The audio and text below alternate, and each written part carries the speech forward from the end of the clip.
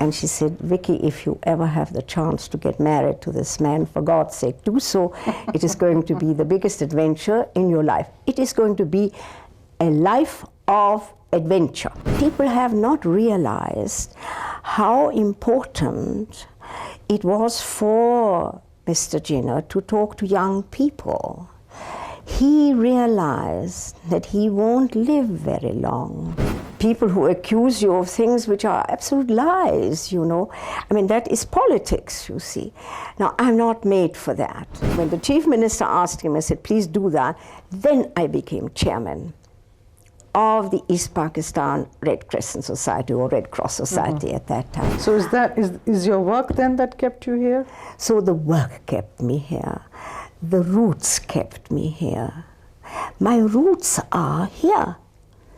I couldn't possibly go somewhere else. We all knew her as Auntie Vicky, Lady Viqar Nisa Noon. She was the life of every party. Her red hair, her beautiful hazel eyes, and she would talk and chat and laugh. So for us, she was just Auntie Vicky. And then I decided that I needed to put her life into a recording. So I went to her house in Islamabad. And there I discovered that she was Auntie Vicky, but she in herself was a wonderful person, somebody who gave up her family, her country to serve Pakistan. And she served this country in many ways. And I would like all of you to know about that. First question is going to be that everybody wants to know, how did you land up here? How did I land here? In this part of the world.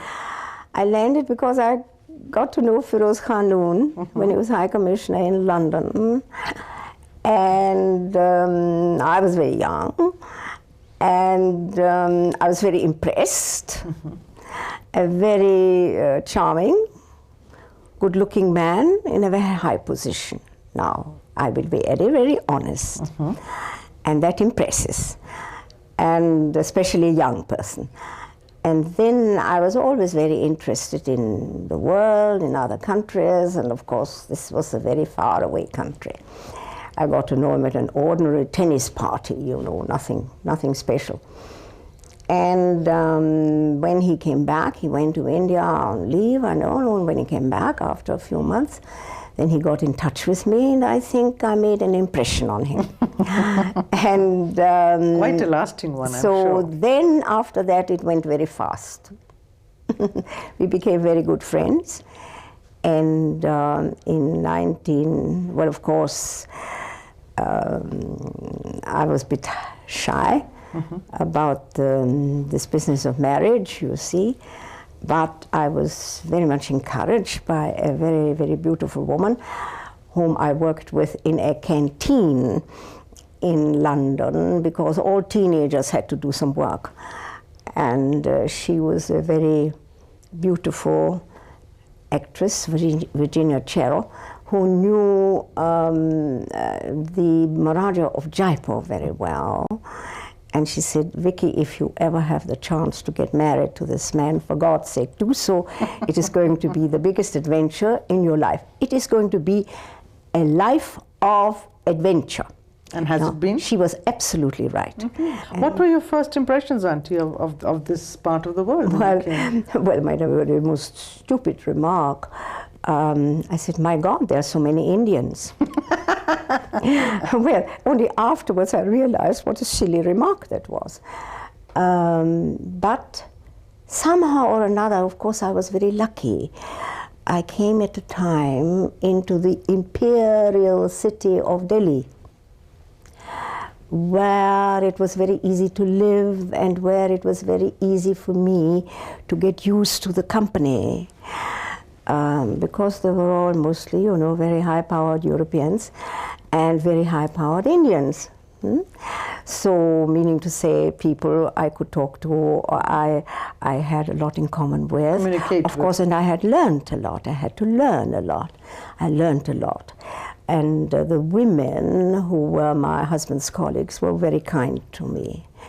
Instead of ignoring me or whatever they could have done, they took me under their wings and they told me, now you sit here and you go there and you do that and that sort of thing. So actually I have been very fortunate. And of course my husband, being a very liberal and a very world-wise person, mostly highly amused, more amused than anything else. Never said, don't do that, you know, and that sort of thing. But he was amused, you know, when things just didn't go all right. He was my guide, my philosopher, and I learned a lot.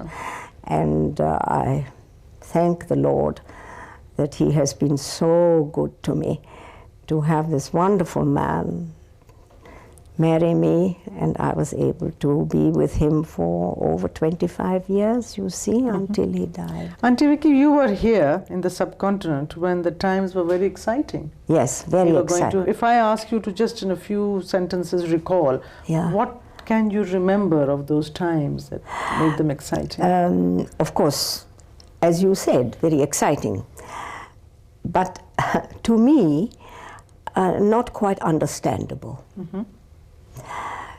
Because I came from, as usually, young intellectual women. I'm not a very, very highly educated person, but I'm still in this group of little left-wing Bloomsbury, you know, and arrived here and I found people talking about a state built on a religion, which in those days, now today you understand it, because we are quite different today, what we were then at the end of the 40s. We were much more advanced then. Today, the whole world has become quite different. But then, it was middle-aged. You understand? We youngsters couldn't understand it at all, you know. A religion made a state because of religion. So, you see before you, this is Vicky Noon, who had to work herself through, with the help, of course, with the greatest help, of Mr. Jinnah himself. Because I was very lucky. I got to know him well. He came to my husband very frequently because Feroz was his Muslim leaguer, you see, and he was in government, but he was his man. And so I got to know him. And he was my teacher. Oh. In a way. You see, people have not realized how important it was for Mr. Jinnah to talk to young people. He realized that he won't live very long. He realized that these are the youngsters who are going to talk about me, as I do, 50 years later. You see? So he took trouble. He was very kind, very charming too. All the things that people don't really talk about, you know. Very patient. And then Pakistan was created and you moved here. And then you were the wife of the Prime Minister of Pakistan. Yes, I was the wife of a governor. I was the wife of a chief minister. And then Prime very minister. coveted position and very I tell you, enviable position. A very enviable position. Did you? Do you really think so? I don't know. No. Why not? No. This is not an enviable position. This is in fact, for me, it was a ghastly position. Why is that? Because I haven't got the hide of a rhinoceros, you see. If you are in politics, you have to stand a lot of nastiness and a lot of awful people who accuse you of things which are absolute lies, you know.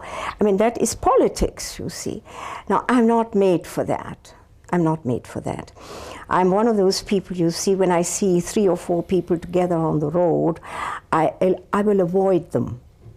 There are some others who will go to them want to find out what it's all about. No, I will avoid them. So I am not a person really made for any kind of tamasha, you understand? I'm just not made for it. I'm not made for it.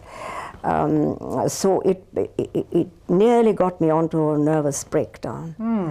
I was very worried always. I could hardly pick up the papers, you know, because I was so upset when they said something about my husband. And of course, he didn't mind, you know, he was a politician, but I minded. You know, it was not a very happy time for me at all. Do you feel that if you got some opportunities because you were the Prime Minister's wife, because you were the Chief Minister's wife, did that help? Did the opportunity come your way that way? It started, you see, when my husband had nothing. Then I worked with Miss Moody, and who was the niece at that time of the governor, in Lahore, when we had the war on in Kashmir. And we were making shalwar kameezes, you know, and all that sort of thing. So I was nothing. I was just a wheel in the cog, a cog in the wheel, you know. Right. Later on, when we went to East Pakistan, still, I wanted to keep exactly what I was. So when they asked me to become the chairman, I said no. I will become your member. So for a good year and a half, or a year, I was just a member of the committee, though my husband was governor there. They wanted me to be all that. But I purposely refused. Number one, I also was an importation. Yes? And then I had to get to know them first. And after that, Mr. Nurul Amin came to my husband, who was then the governor there, and said, please let her take over the Red Crescent Society. We need her. We want her to get on with it, you see. And only then, because it is the governor who nominates. Oh, okay. So that's why my husband wasn't doing it. You understand? So then when the chief minister asked him, I said, please do that. Then I became chairman of the East Pakistan Red Crescent Society, or Red Cross Society at that time. And I was able to do quite a lot, I'm glad to say. I don't want to hide my light under a bushel, because that is one thing I really did well. Good. I really organized the Red Crescent Society, East as well as West Pakistan. That's well. Good. Yes. When I ask you, Auntie Vicky, what are your strengths? I think administration. Oh, are you tough? Yes, no, I'm objective. And I know, you see, I know priorities. That is something that an administrator doesn't always know, and that is his downfall. The most important thing is to know what is the most important thing to do now. It is no use helping Mrs. X or Mr. Y. You have to help an institution. You can't just go for personalities. So I tried always. Personalities came to me. Now they gave me the ideas. For instance, I tell you a small matter. A girl came to me when my husband was chief minister in the Punjab and said, I am a government servant and my husband is a government servant. Do you think it would be possible that they shouldn't always post us so far away from each other? And therefore I would like to be where my husband is, or vice versa. Now, I did not ask for that for this girl. I asked for it on principle, and it has been accepted. You see, I believe that your individuals, with their complaints, with their worries, with their needs, they give you very good ideas. When I was in the Red Cross, I always joked with my husband. I said, your best informer is I, because I go to the child welfare centers and I see the women and I talk to them and they tell me how much the wheat is or the rice is or something. And I'm not so sure if your commissioner tells you the right things, you know. So I always told him. But it is very useful if a man in public service can have somebody, it may be his daughter, or it may be his grandmother, it may be anybody who works with the people and really gets to know what's going on. That's true. That's true. That is really a great help. Tell me, Auntie Vicky, you became a relatively young widow. Yes, that's right. I was warned before I married my husband. My parents were very, very worried. They said, you will be alone, because the age difference was quite a large one. But he was so young otherwise. We have 27 years between us. It was wonderful. Where is this picture? There you have it. But you stayed. So after that, the most important time of my life really came after his death. And why is that? How is that? Because you see, first of all, I told you that I was not always happy with these positions. I never wore his mantle. And because I didn't wear his mantle, probably that's why people still like me. But after that, I was alone. And that, I did not know how I was going to face this situation. My husband often wondered if I was going to stay in Pakistan. But I always told him, I said, darling, where should I go? My roots are here. Yes, I know, you have your Red Cross, you know, you have your Child Welfare Council, you know, and all that sort of thing. But that may have been said in joke, but it is true. If you have an organization, you have given a lot to it, and you have worked very, very, very diligently. I worked with it as if I was paid. I went at 9:30 and came home. I mean, I really, I was very, very, very organized, you know, and disciplined. I believe in that, though it was work of naturally voluntary. Voluntary, yeah. But I don't believe that voluntary workers should be not disciplined. Quite right. Most important thing is, I always tell them, anyway, I had a wonderful bunch of voluntary workers. So is your work then that kept you here? So the work kept me here. The roots kept me here. My roots are here. I couldn't possibly go somewhere else, even though I know what to do. Just have coffee parties or go to, that's not Well, what is it that you like about us so much? You know, I'm really in love with them. This is it. And that's why sometimes I get very sad when things just don't work out as well as they should. I'm even in love at night time when I go out in the car naturally now and I see the fruit vendors' shops still open. It's like 1001 night, you know, and the lights are on and all the dirt you don't see and it's just the people bustling about, still buying fruit at 11 o'clock at night and things like that. There is just something as if one were to say, well, I've been here before.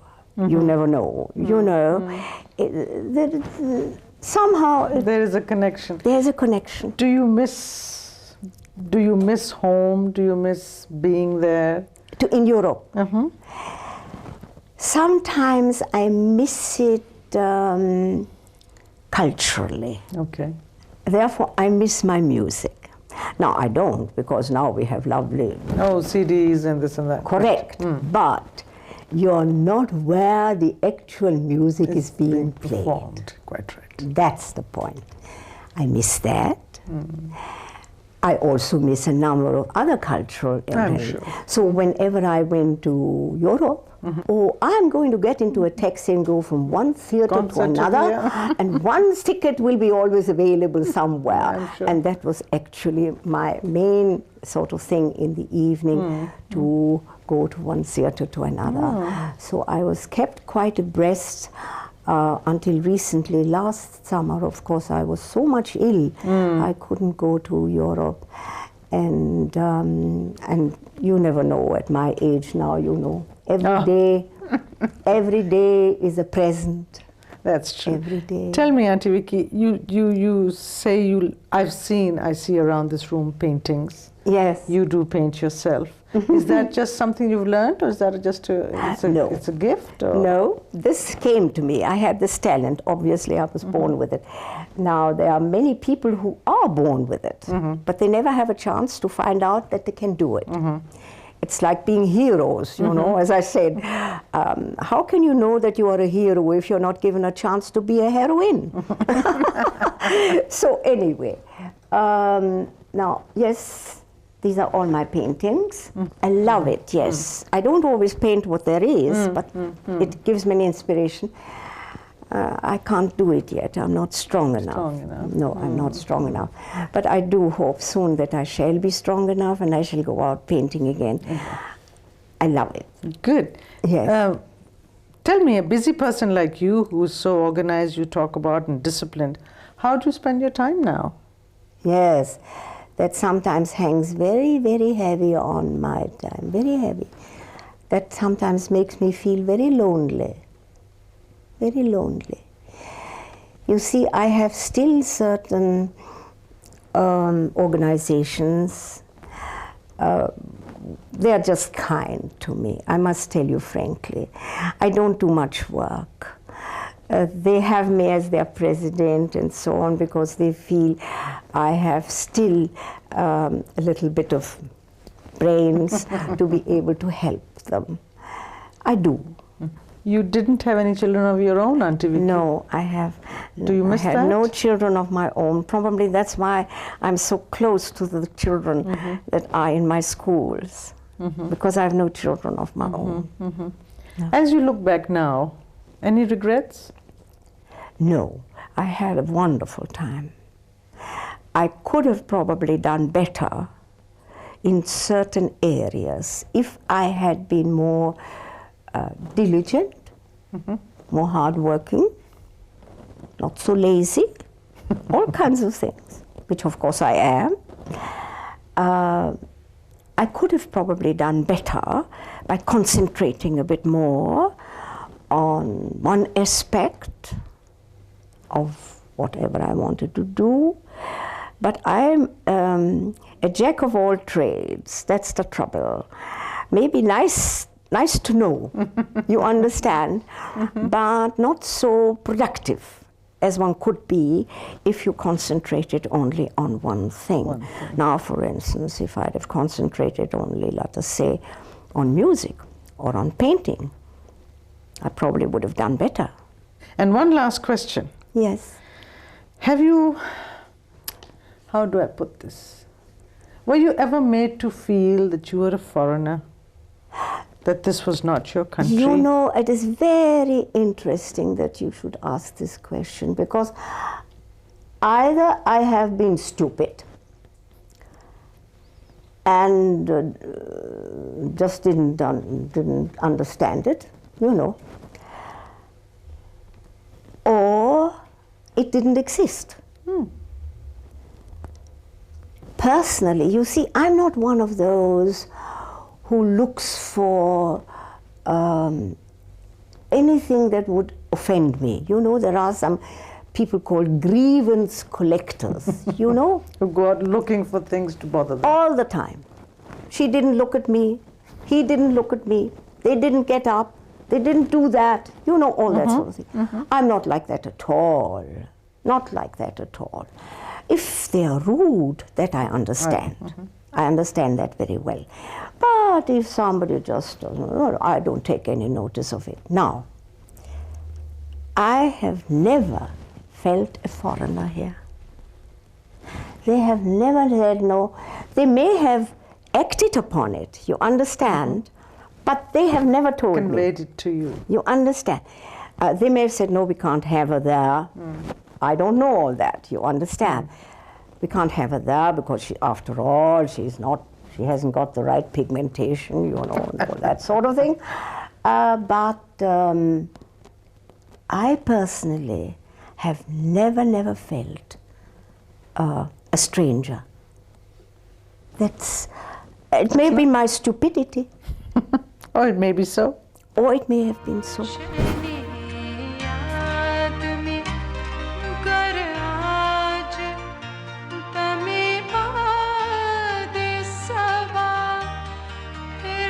Chaho